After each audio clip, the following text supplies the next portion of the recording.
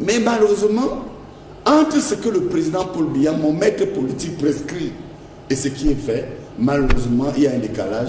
C'est le cas de l'affaire Martinez-Oro, où aujourd'hui, on a torturé certaines personnes, on les a accusées, on a dit que c'était elle, c'était elle. Mais les juges qui nous écoutent, le modeste juriste que je suis, parce qu'à un moment donné, on nous a pris pour des faux, parce que les gens ne voulaient même plus à cette époque venir à Vision 4. Moi, je me rappelle, les gens disaient non. J'ai dit j'y vais, parce qu'il y a un processus tel que le président Biya l'a prescrit pour que la vérité jaillisse. Mais aujourd'hui, qu'on commence par expliquer, ces juges qui nous écoutent, ils rendent la justice au nom du peuple camerounais. Comment expliquer que subitement, on ait un bon gros poisson qui soit là aujourd'hui en accusation, sans que ce gros poisson ait été au départ dans les 2 premiers états. That's the question. Je crois que tel que les choses sont parties, la justice camerounaise du renouveau est en train de triompher. D'accord, professeur Dieudonné Somba, vous également, vous vous réjouissez de ce que finalement le débat ait été ouvert et qu'on a lancé le bal des témoins. C'est ça qu'on attendait. Lorsqu'on arrête Sa Majesté Mouroubelinga et qu'on voit ce qui se disait, on avait l'impression que il y avait quelqu'un qui filmait les événements et qui avait fait un film et qui suffisait de projeter ce film pour voir comment Sa Majesté avait tué Martinez-Oro. C'est-à-dire, on ne laissait aucun doute. Pour un homme d'affaires de cette importance, quand un pays fonctionne bien, on va avec prudence. Mais on l'a interpellé, soit comme un voyou, soit comme quelqu'un dont on avait des preuves absolues. Mais on a d'abord été étonné de la longueur de la procédure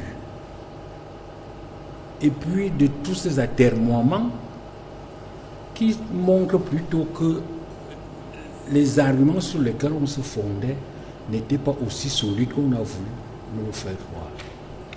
Et aujourd'hui, le temps est à la justice. Et la justice doit être publique pour que tout le monde voit exactement ce qui s'est passé. Vous partagez la sérénité du bâtonnier Tchunga, peut-être même de Jean-Pierre Mouroubelinga lui-même. Non, moi je n'ai jamais eu de doute là-dessus.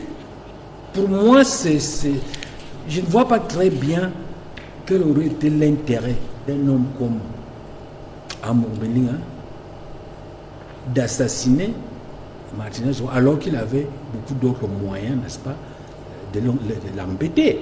Il avait la justice, il avait...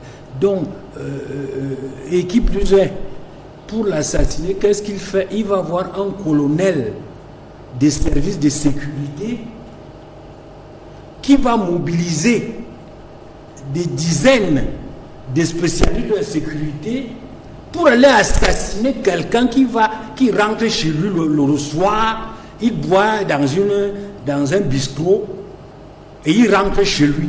Est-ce qu'on a besoin d'une mobilisation aussi gigantesque? Il s'agissait d'aller assassiner quoi? Un président de la République? Donc il y a un certain nombre de choses qui violent même... Vous voulez dire d'incohérence, c'est ça? Ça n'a même pas de sens, ça n'entre pas. Ça n'entre pas. C'est-à-dire, quelqu'un qui est aussi riche comme Mouroubelinga, pour assassiner quelqu'un qui n'est pas gardé, on prend des loupards à la piquerie, c'est ce que les autres font. Mais on a besoin d'aller voir un colonel des services secrets qui lui-même doit mobiliser des dizaines de spécialistes pour aller assassiner un individu qui tout compte fait c'est un quelconque, un journaliste quelconque, je ne sais pas moi, vous appelez encore ça comment, qui est là juste pour débiter, pour radoter sur ce qui se raconte tout le temps. Ligne 94, ligne 94. Moi, j'ai analysé les dossiers de ligne 94 quand j'étais au ministère de l'économie, comme chargé d'études. Donc, lorsqu'on voit la configuration la distribution des avalanches de cette ligne. Il y a quoi ici, au Samra? Pour que les gens puissent monter ça, on les paye.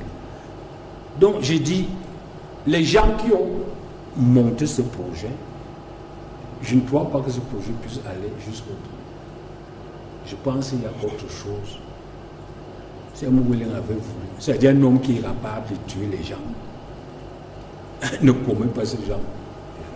Donc faire d'aller appeler un colonel d'armée de la sécurité, ça veut dire que déjà, il t'arrête là. Il t'arrête, il t'interpelle là.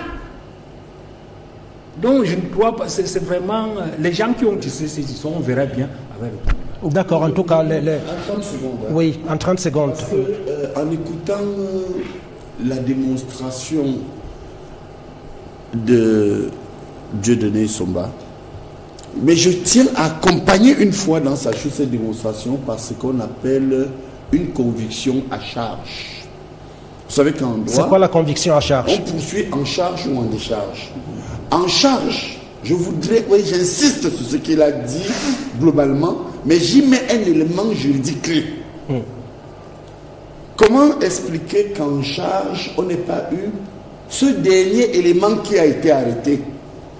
Pré-enquête, il n'est pas là. Inculpation, il n'est pas là. Accusation, il est là. Et un juge est même envoyé où on sait. Deuxième élément, c'est la symbolique même de l'assassinat de Martinez. On lui a coupé la langue, on lui a coupé le sexe. Mais il a couru vers une gendarmerie. Il grimpait comme un oiseau. On l'a cueilli.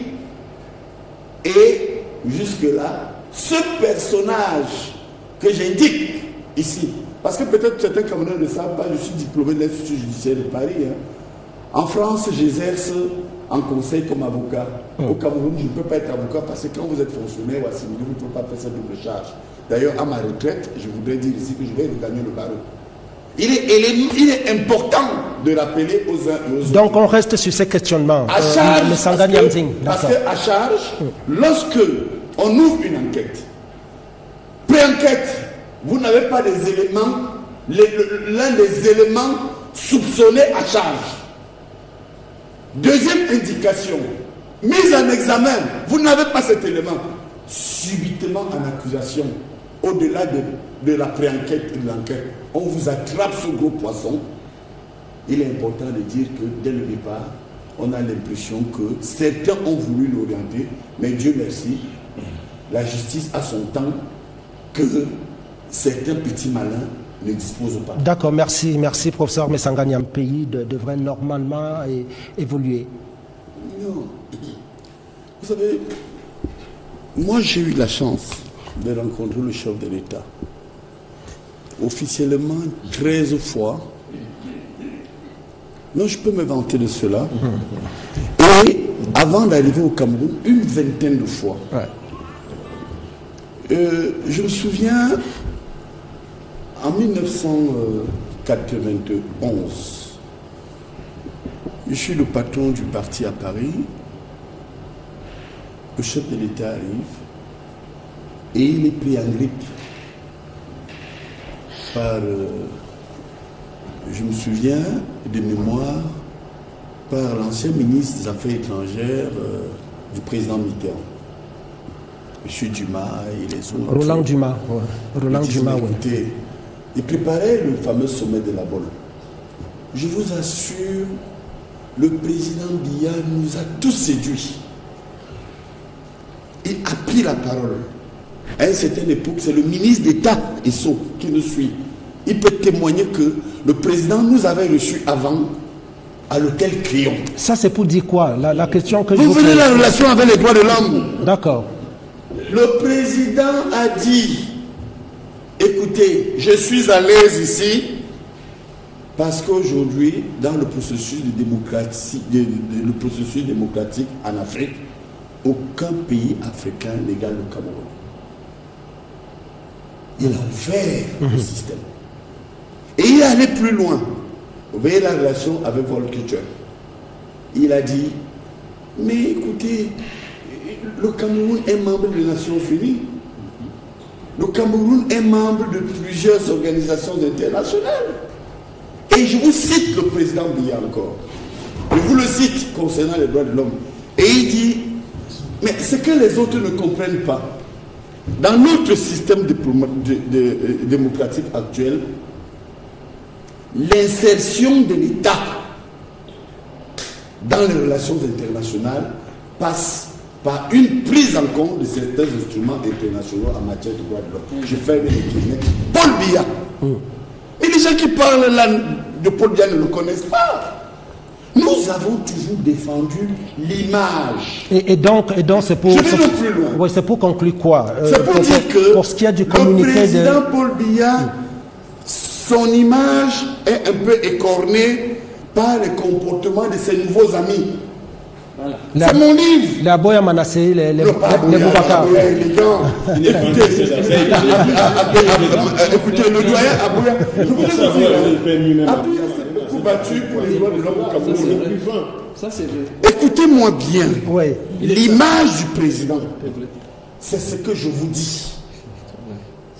Les nouvelles personnes là, lui ont fait ce qu'on appelle, quand je parle, les revers du pouvoir. C'est entre ce que le président Paul Biya a dit, ce qu'il a fait, et ceux qui sont en train de l'enfariner aujourd'hui. Et aujourd'hui, on n'avait pas ça. Je vous donne deux exemples. Lorsque nous gagnions Bakassi, la victoire d'octobre 2010, mais le président Paul Biya, lorsque à un moment donné son homologue Obasanjo en matière de droits de l'homme est venu lui dire qu'il faut négocier, il a dit non. Nous utilisons les instruments internationaux de règlement pacifique des conflits. Vous savez qu'il y en a deux. Il y a le mode juridictionnel. On a vu avec Ahidjo Obasanjo, c'est-à-dire les accords, les traités, les conventions. Le président a dit oui, mais je commence par le mode diplomatique et politique. Médiation, conciliation, bons offices, négociation, médiation. Vous comprenez? Paul Biya est un démocrate qui est victime lui-même aujourd'hui de ce que font ces gens-là. Alors, professeur Messanga Nyamding, professeur Messanga, c'est quoi les enjeux d'une déclaration, d'une sortie? Je reviens dans ces enjeux. En ce moment-ci, il fallait dessiner ce que j'ai fait. C'est important. C'est très important quand je parle des revers du pouvoir. Paul Biya, c'est un monsieur que c'est un grand homme. Avant de répondre encore à votre question, je fais deux illustrations et je réponds à votre question. Lisez l'ouvrage de Nelson Mandela, les mémoires de Nelson Mandela, écrit en 1994, publié en français aux éditions Fayard en 1995. Vous savez ce que Mandela dit? Il a dit quoi? J'admire le processus de dialogue et d'ouverture instauré par Paul Biya au Cameroun. Lisez, prenez l'interview. Si certains nous écoutent, on peut retrouver ça dans les réseaux sociaux. Parce que ce que nous disons aujourd'hui dans les télévisions peut être contrôlé par Google. En 2017, Kagame se retrouve aux Nations Unies. On parle des droits de l'homme. Je vous assure que M. Kagame, c'est même dans les réseaux sociaux, sur Internet, vous pouvez retrouver ça. Il dit, j'admire le président Paul Biya qui est mon modèle. Deuxième chef d'État. Dernier chef d'État, Laurent Gbagbo. Lisez l'ouvrage de Gbagbo. Gbagbo dit, en matière de droits de l'homme, de démocratie et de gouvernance, mon modèle en Afrique, au-delà du panafricanisme reconnu à Paul Biya, c'est le président Kabila. Alors, et tout ça, c'est quoi? Le problème, c'est quoi? Tout ça aurait-il volé en éclats? Bon, il voit un sous-préfet qui barre la route à un ancien premier ministre, Belobouba Maïgari. Il a évoqué, il va à Douala, Ngombe, leurs associations de la société civile fermées. Il va ici, il observe qu'au palais présidentiel, avant l'élection, il y a une mobilisation concertative de toutes les personnes à qui on dit oui, nous allons dire au président que vous l'avez soutenu. Le balai est là depuis bientôt un mois. C'est de la campagne. Mais il se rend compte que lorsqu'un Cabral Libi veut sortir, on dit non. Lorsqu'un Camto rentre de France, on envoie l'armée. Lorsque ce n'est pas ça, les droits de l'homme. Pour ceux qui suivent l'actualité, je parle de l'insertion de l'État sur la scène internationale. Mais ils veulent aujourd'hui dire que l'ONU, ce n'est rien. Sans l'ONU, on aurait eu Bakassi. Restez dans la dynamique du président Paul Biya. Et donc le président. Mais cette ONU-là aussi, professeur Messanga Niamdje, vous êtes d'ailleurs très bien placé pour le savoir, qui semble fonctionner à tête chercheuse. Il y a des situations, on l'a dit tout à l'heure, l'envahissement du Capitole aux États-Unis, ce qui s'est passé en 2010 en Côte d'Ivoire. D'autres cas où on a l'impression que l'ONU n'a pas la main mise ou refuse de s'y intéresser. Pourquoi au Cameroun en ce moment? Est-ce qu'il n'y aurait pas un agenda caché? Ne me faites pas le coup de mon neveu qui rentre un jour à la maison. Je lui dis, pourquoi tu as eu 8 de moyenne? Il me dit que mon voisin a eu 6 de moyenne. Vous comprenez? Il me dit, papa, oui, mais lui, il a eu 6 de moyenne. Je pense que pourquoi? Et je réponds scientifiquement à votre question. Le seul continent au monde à risque où il existe encore des rébellions, c'est le continent africain. Vous savez, vous parlez à un international et votre question me convient. Je suis très à l'aise là en tant que professeur de droit public et de relations internationales.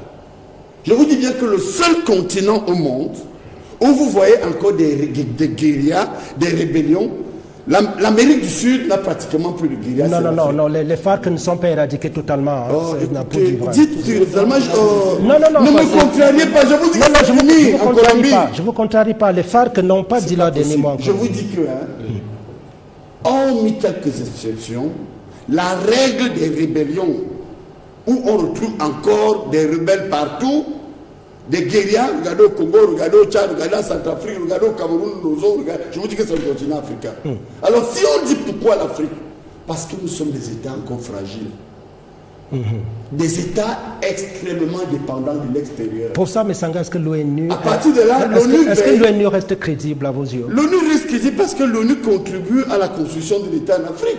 Je parle devant un doyen d'une faculté de droit et de sciences politiques. Lorsqu'on vous parle des enjeux de la construction de l'État, quand on vous dit qu'il n'y a plus d'État, c'est que quelque part, on est dans une espèce de jungle où les institutions ne servent à rien. Le pouvoir central, c'est la capitale, alors qu'on contrôle toute la périphérie, etc. Regardez ce qui s'est passé hier au Nigeria, avec des massacres à la frontière du Cameroun. Je ne sais pas si vous êtes informés. Absolument, bien sûr. Donc, à partir de là, l'ONU, qui a pour objectif de garantir la paix et la sécurité internationale, a un plus grand regard en Afrique, tout simplement parce que nous sommes encore des États fragiles et des États en construction. Donc je pense que... Vous ne terminez pas. Vous terminez pas. Dernière question. Est-ce que vous pensez que cette interpellation peut impacter d'une manière ou d'une autre la façon de faire des autorités qui sont interpellées par ce communiqué? Il faut en tenir compte. Vous savez, je dispense un cours intitulé un cours de diplomatie depuis 22 ans à l'IRIC et partout dans le monde. Le cours est intitulé Données fondamentales de la mondialisation. Et je dis toujours à mes étudiants, j'ai formé 20 promotions de diplomates, que l'une des missions dévolues aux diplomates, c'est l'observation. C'est l'observation. À partir du moment où mon brillant et estimé collègue, le doyen Aboya, vous a dit que écoutez, les gens écrivent, mais j'ajoute un deuxième élément pour compléter ce qu'il a dit. Les diplomates observent. Il y a des acteurs du système international qu'on appelle généralement, nous en diplomatie, les groupes de pressions internationaux. Et ces groupes ont pour mission de rendre compte et de dire ce qu'ils voient. Je pense que le virage que le Cameroun est en train de prendre, je suis un biaïste témoin, est en décalage avec la vision du président Paul Biya, qui est un homme de paix. Et je termine en vous disant, prenez encore un modèle de négociation du président Paul Biya. Lorsqu'il y a eu des otages à l'extrême nord, les affaires Van der Bach, je vais vous dire quelque chose en 30 secondes. J'étais en audience à Douala avec les Tobo et Youm, avec le président. Lorsque, en pleine audience, le chef de l'État nous a dit, écoutez, c'est François Hollande qui m'appelle. Il se retire et il revient nous dire, ce n'est pas un secret, écoutez, là encore, un problème se pose, celui des droits de l'homme. J'ai rassuré M. Hollande que sans armes ni crash, nous allons sortir des otages. Paul Biya a négocié, il n'a pas utilisé la force. Donc ces gens violents-là qui sont inscrits dans le coup d'état scientifique, qui veulent détruire le Cameroun et l'image du président Paul Biya, qu'ils sachent que les biaïstes ne vont pas l'accepter parce que ce qu'ils font là n'a rien à voir avec le comportement international du président Paul Biya. D'accord. Dieudonné Samba, vous vouliez une petite parenthèse avant Dieudonné. Je veux dire quand même qu'il est indéniable que dans tout système, il peut avoir, c'est-à-dire des fonctionnaires un peu zélés. Et ça on le sait. Même parmi nos militants, il y a des militants zélés aussi bien dans nos rangs que dans d'autres rangs. Ça se comprend. Mais ce qu'on devrait retenir par rapport à tout cela est que le Cameroun, par l'observation, hein, je ne suis pas expert dans le domaine de la diplomatie, le Cameroun a toujours pris en compte les observations pertinentes, d'où qu'elles viennent. Et je suis presque sûr et certain que les observations qui ont été faites par cette personnalité des Nations Unies seront examinées avec munitie et ce qui est pertinent à l'intérieur sera pris en compte. D'accord. Oui, Dieudonné Samba d'abord. D'abord, Dieudonné Samba. Est-ce que vous pensez, Dieudonné, que les restrictions de l'administration peuvent être considérées ou justifiées par des impératifs de sécurité, par exemple, des impératifs sécuritaires, ou c'est une manière pour l'administration d'affirmer, de vouloir contrôler en tout cas l'espace politique? Avant de répondre à cette question, je vais rappeler qu'en juin de cette même année, en fin juin, la même ONU a signé un contrat d'assistance à Elekam. 9 mai 2020. Très bien. Et les gens qui brandissent le discours de ce fondateur de l'ONU ont accusé l'ONU d'être complice de la dictature. Il y a même eu des sorties de ces gens qui critiquent, qui ont accusé l'ONU d'être responsable du désordre dans le monde. Je ne sais pas si je mens. Oui, bien sûr, ça c'est des déclarations qui... Ouais. C'est vrai. Nous ne sommes pas de... C'est dire qu'il ne faut pas prendre l'ONU comme une sorte de personnage unique. L'ONU a des composantes. Et chacune de ces composantes a son rôle et ses intérêts. Les organismes de l'ONU qui s'occupent des droits de l'homme, ainsi que les ONG des droits de l'homme, doivent prouver leur utilité en dénonçant tout ce qui leur apparaît comme une violation des droits de l'homme, de la démocratie et autres. C'est dans leur rôle. Et les États doivent recevoir ces critiques-là avec pertinence. Parce que chaque État a sa configuration. Lorsque ce représentant de l'ONU parle, on a l'impression qu'il accuse nommément le président Biya et son gouvernement de monter l'administration publique ou les autres forces vives pour lutter contre les opposants. Au mépris de la sociologie même du Cameroun. C'est la perception que vous avez vous aussi? Non, moi je suis Camerounais, je vis au Cameroun. Et je sais que les accusations qu'on fait au gouvernement, en tout cas au régime, ne sont pas toujours fondées. Même si les faits, les critiques peuvent être vraies.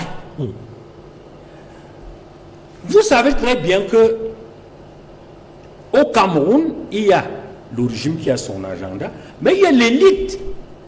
Et chaque élite a son agenda. Merci. Si je suis sous-directeur et que je convoite le poste de directeur ou directeur général, j'irai à Mokolo acheter un habit du RDPC. Je vais promettre aux autorités de leur apporter toute la population de mon village. Voilà. Et j'irai dire à mon village que, vous voyez, de temps en temps, je vous aide, mais s'il n'y avait plus de moyens, je vous aiderai davantage. Votez ici, on va me nommer directeur général. Et là, vous serez tous bien. Inversement, si je suis directeur général ou ministre, je vais dire aux miens que ne tolérez pas l'opposition ici. Sinon, notre poste va partir. Voilà la sociologie. Donc c'est quoi? C'est pas systémique? C'est ça. Non, c'est-à-dire, le problème c'est que quand on voit ça de loin, quand quelqu'un, lui, il applique ses stratégies individuelles, hein, soit parce qu'il veut avoir une promotion, ou il veut imposer un leadership politique, cela apparaîtra comme si Biya lui avait donné l'ordre aux gens d'empêcher l'opposition. Alors que ce comportement, c'est le comportement des individus qui, eux, n'est-ce pas, ils ont leur agenda. Parfois, certains sont même ennemis du président. Donc, le problème aujourd'hui, c'est justement, lorsque l'organisation internationale émet ce genre de critique, la question c'est que qu'est-ce qu'on fait? Nous avons ici le poids de la sociologie. Vous ne pouvez pas m'empêcher, moi, de donner ça, de convaincre les gens de mon village de me soutenir pour avoir un poste. Et vous avez posé une question, qu'est-ce qu'on fait donc, Dieu donné dans... Et si, non, justement, c'est aux gens qui nous font les leçons, qui doivent nous... Parce qu'eux-mêmes doivent comprendre même comment ça marche. C'est très beau de venir dire, oui, on interdit tout ça là, mais sans comprendre, quand on ne comprend pas la sociologie du monde, parce qu'il y a un décalage entre peut-être la volonté du chef de l'État, peut-être les dispositions institutionnelles et la sociologie. Donc, quand vous ne comprenez pas ce décalage, vous allez commencer à faire des reproches. Et malheureusement, vous pouvez devenir complice de certaines manœuvres locales, c'est-à-dire des policiers locaux qui ont d'autres agendas. Vous les confortez. J'ai dit tout à l'heure, parce que je crois le docteur Mbok a cité Kamto comme celui dont l'ONU se plaint d'avoir été exclu. Mais on ne vous dira pas les raisons pour lesquelles on l'a exclu. Ce n'est pas parce qu'on est un grand homme politique qu'on va faire des passe-droits sur la loi. Ensuite, c'est le même Kamto qui a dénoncé l'intervention de l'ONU en matière d'assistance technique. C'est le même Kamto qui dénonce l'assistance technique de l'ONU et le même qui se prévaut de son exclusion toujours à l'ONU. Ces contradictions sont... Soyons cohérents. Soyons cohérents. Moi, j'ai dit, lorsqu'on nous fait ces observations, le gouvernement doit en tenir compte. Mais il doit en tenir compte sous contrainte. Nous avons notre sujet qui est lourde, qui dépasse même l'État. Il ne faut pas croire que l'État peut, comme avec une seringue, modifier, il ingère une seringue aux gens, il modifie le comportement des gens. Les gens ont des agendas et les gens sont puissants. D'accord, ok, merci Dieudonné Somba. Alors, il y a une petite précision avant que les uns les autres ne reprennent la parole. Je reçois par le téléphone du DG, du directeur général de Mipromalo, élite du septentrion, un communiqué qui contredit les propos de Ernesto Yéné, qui dit que le président Pierre Kouemo de l'UMS aurait été exclu, enfin, que les responsables de l'hôtel auraient reçu des pressions pour l'expulser de l'hôtel. Donc, nous avons, je crois... Le directeur de l'hôtel. Le directeur de l'hôtel, voilà. Qui dit que, au contraire, elle a même pris des dispositions pour que la police soit là et que le directeur, je vais dire le président Kouemo, soit bien encadré et qu'il n'y ait pas de désordre. Et qu'elle n'a reçu aucune pression d'une élite. Donc ça, c'est le directeur de l'hôtel. C'est diplomatique. À l'extrême nord. Le fait que je voulais évoquer, c'est pour à ce que M. Somba disait. Nous avons suivi une interdiction. Nous sommes allés voir plus haut chez le gouverneur. Le gouverneur a demandé pourquoi est-ce que vous interdisez. On nous a proposé un autre lieu pour notre rencontre, aujourd'hui à l'instant même aussi. Donc c'est pour vous dire qu'il y a ce jeu des élites là qu'il ne faut pas... Mais est-ce que quelque part, Ernesto Yéné, est-ce qu'il n'y aurait pas des impératifs de sécurité? Parce que de là tout, Et Somba parle de la sociologie, oui. Mais l'État, l'administration a d'autres obligations quand même. Nous sommes d'accord. Dites simplement que voilà le motif, voilà la raison. À une de qu'est-ce qui s'est passé par exemple pour l'UNDP? On interdit la manifestation. On attend 1 heure. Le gouverneur dit mais pourquoi est-ce que vous interdisez? Il y a quelle menace? La manifestation a eu lieu. Même quand par exemple pour l'Africa Foot, il veut tenir un truc avec toi, mais on interdit. On appelle pour vous demander mais pourquoi tu interdis? Il y a quel motif? Il n'y a pas de motif. On l'autorise. Est-ce que vous comprenez donc que ce que M. Somba vous dit là peut être des éléments qui sur le terrain nous posent problème. Nous avons essuyé une interdiction à Mora et par on sait qui, une autre interdiction à Figuil, mais à Figuil c'est en train de se régler. Alors je vous parle là. On nous a proposé un site pour que notre rencontre se tienne. Donc c'est des manœuvres qu'il ne faut pas négliger et qui ne sont pas bonnes. D'accord. C'est parce que, comme vous l'avez dit, on peut avoir des gens qui sont modérés, comme nous, comme ça dans nos groupes, et des gens qui sont excessifs. Je ne peux pas vous dire comment certaines personnes ont pris ce jeu-là sur le terrain. Ils ont voulu aller plus loin. On a dit non. D'accord. Oui, Dr Mbok. Alors, Volker Turk dit nul ne devrait être arrêté pour avoir exercé ses droits. 53 militants, je le rappelle, de l'opposition ont été arrêtés devant le Conseil constitutionnel parce qu'ils allaient soutenir leur leader politique. Avec pour promesse de casser. Avec pour promesse de casser. Alors, oui, c'est la proclamation. Ouais. S'il vous plaît. D'accord. Je pense qu'il faut... Essayons de... Déjà, je suis content que le débat ait évolué parce qu'on est parti de... Ils exagèrent. Il faut prendre en compte. C'est déjà bien. On évolue. C'est excellent. Merci, professeur. Moi, ce que je vais ajouter, c'est quand même incroyable de nous voir être à l'aise avec l'explication du docteur Dieudonné Somba. Au lieu de nous alarmer, un chef de l'État tient le gouvernement de la nation, organise la nation et prend toutes les mesures pour que les rebelles soient recadrés.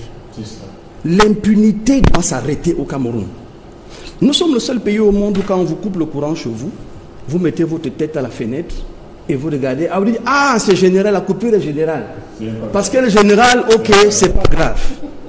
Nous sommes tombés tellement bas que nous avons commencé à justifier l'injustifiable. Parce que ce qui est décrit est la réalité. Vous êtes d'accord avec le professeur Messanga? Complètement d'accord. Parce que le président Biya a fixé un cap. Ce que je souhaite qu'on retienne de moi, c'est que c'est moi qui aurais apporté la démocratie. Voilà le cap qu'il a fixé. Mais dans le coup d'état scientifique, je suis encore parfaitement d'accord avec lui. Il y a des individus qui se permettent de ramer à contre-courant et rien ne leur est fait. L'impunité est répandue. Somba n'a pas pris une excuse. C'est pas une excuse. Mais il explique simplement. C'est pour ça que je dis que quand on l'écoute, il est pertinent dans ce qu'il a dit, mais on devrait pleurer de l'état dans lequel le Cameroun se trouve. Où une élite peut se lever, faire ce qu'elle